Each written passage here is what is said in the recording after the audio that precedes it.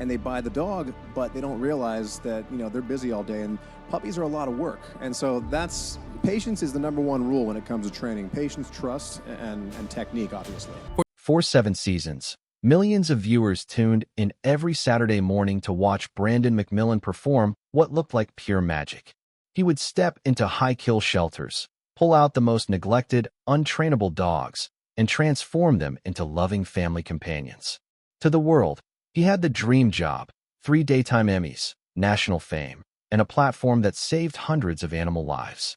But behind that warm, television-ready smile, a quiet battle was taking place behind the scenes. When Brandon suddenly walked away from Lucky Dog at the peak of its success, fans were left stunned and asking why. What really happened behind the closed doors of daytime television? The answer isn't about fame, money, or burnout. It is a deeply personal story of integrity, compromise, and a man who refused to break a promise he made to the animals he swore to protect. Long before he became a household name on CBS, Brandon McMillan grew up in an environment far removed from conventional childhood experiences. Born into a family of wild animal trainers, his earliest memories were not shaped by playgrounds, but by the imposing presence of apex predators. Tigers, bears, and elephants were the backdrop of his youth. From the age of 4, Brandon was taught to observe the subtle language of animal behavior. He learned to read the tension in a muscular stance, the subtle shift in an animal's eyes, and the quiet signals of stress long before he ever opened a school textbook. This immersion gave him a unique psychological perspective on trust and dominance, teaching him that fear is a weak tool compared to calm, consistent communication. Yet, living in the world of entertainment animals exposed him to a troubling contradiction. He witnessed the profound emotional bonds humans could build with animals, but he also saw the physical and psychological strain placed on living creatures when they were forced to perform for public amusement. The boundary between respect and exploitation often felt dangerously thin. By the time he moved to Los Angeles as a teenager, Brandon had spent 15 years working on major film sets, coordinating animal scenes for feature films and commercial productions. By all traditional metrics, he was thriving in the family business.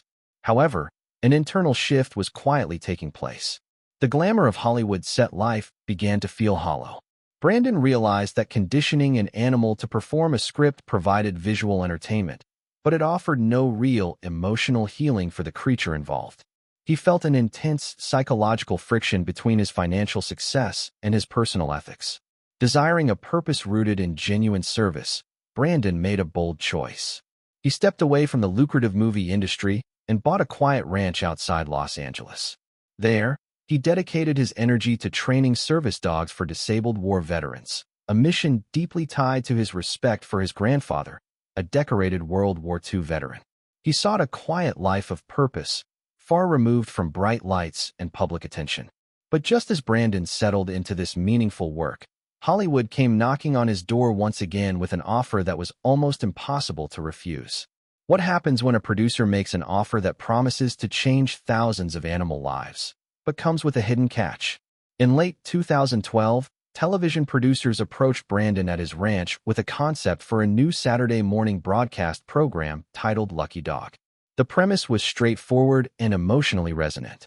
Brandon would visit municipal shelters, identify dogs considered untrainable or facing immediate risk of euthanasia, transport them to his training facility, and rehabilitate them for adoption into loving homes. For Brandon, the proposition sounded like the fulfillment of his life's philosophy. It offered an unprecedented national platform to advocate for shelter adoption, demonstrate positive training methodologies, and challenge the stigma surrounding abandoned animals.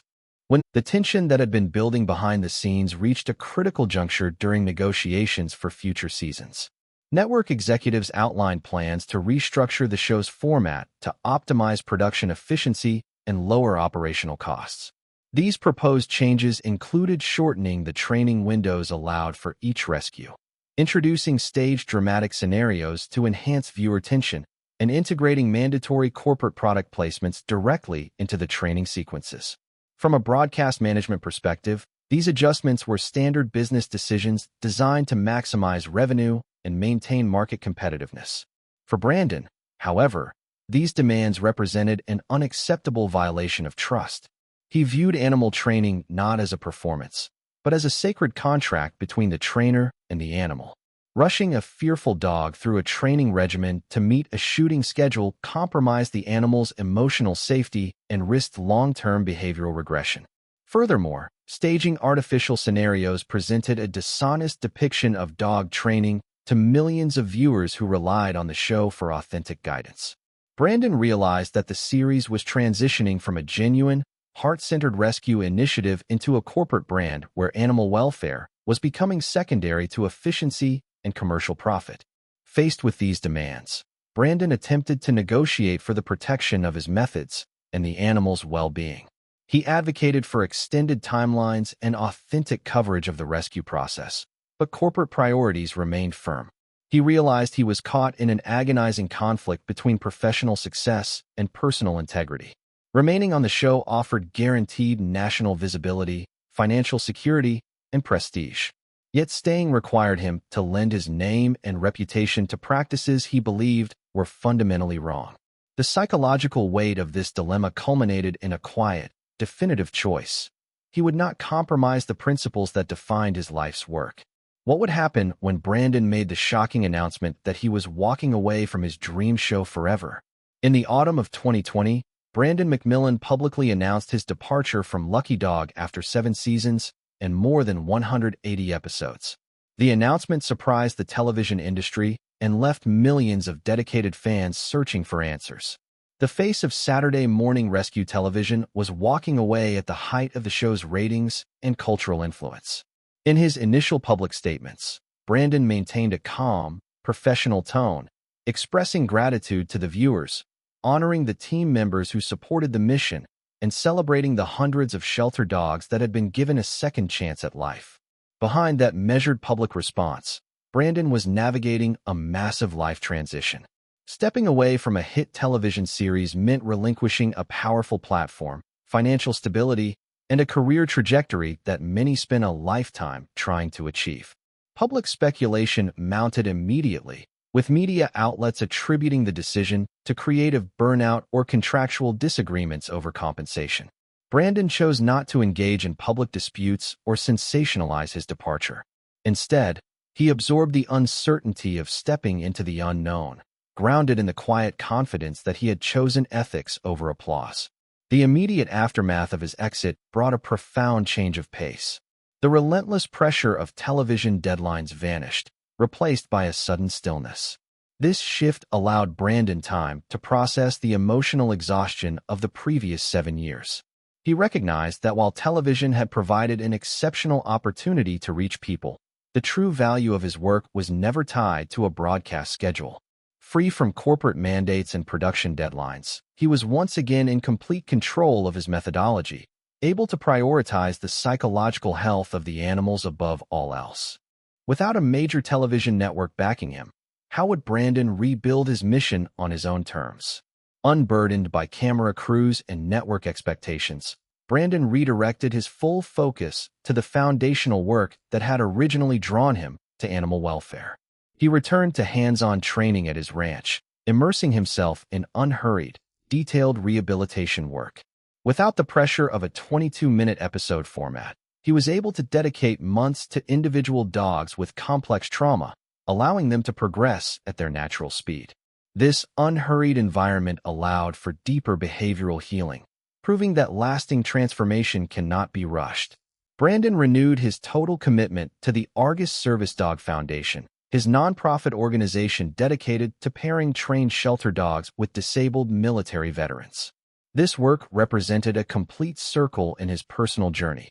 Rescue dogs were saved from high-kill shelters and trained to provide life-changing physical and psychological support to individuals who had served their country. The process was slow, meticulous, and entirely unscripted. Every successful placement offered a profound sense of purpose that no television award could replicate. Simultaneously, Brandon expanded his efforts to educate the public directly. He developed comprehensive training resources, published instructional guides, and utilized digital platforms to share unedited, practical training methods with dog owners worldwide. By teaching people how to understand and resolve behavioral challenges at home, he sought to address the root cause of animal surrender, keeping dogs out of shelters entirely.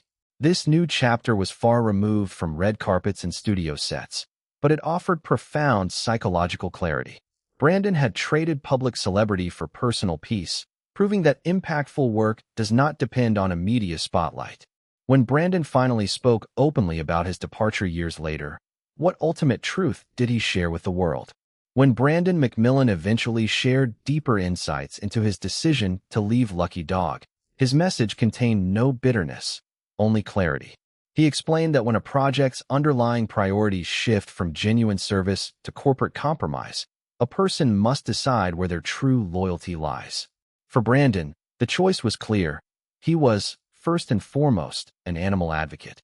He refused to let a commercial enterprise redefine his obligations to the creatures in his care.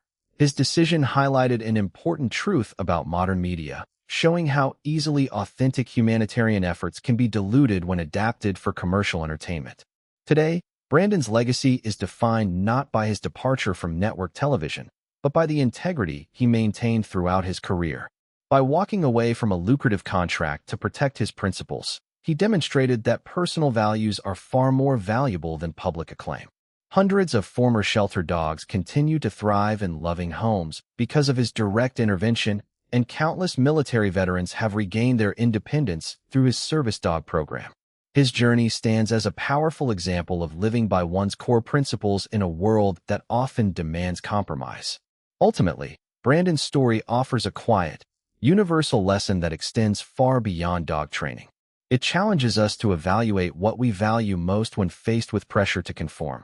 True success is not measured by external validation, awards, or public recognition, but by the quiet knowledge that one has stayed faithful to their core values. As Brandon continues his work outside the public eye, his life demonstrates that when you stand firm in your principles, your work will make a lasting difference, whether the cameras are rolling or not. As you look at your own life and choices, what values are you willing to stand by when nobody is watching?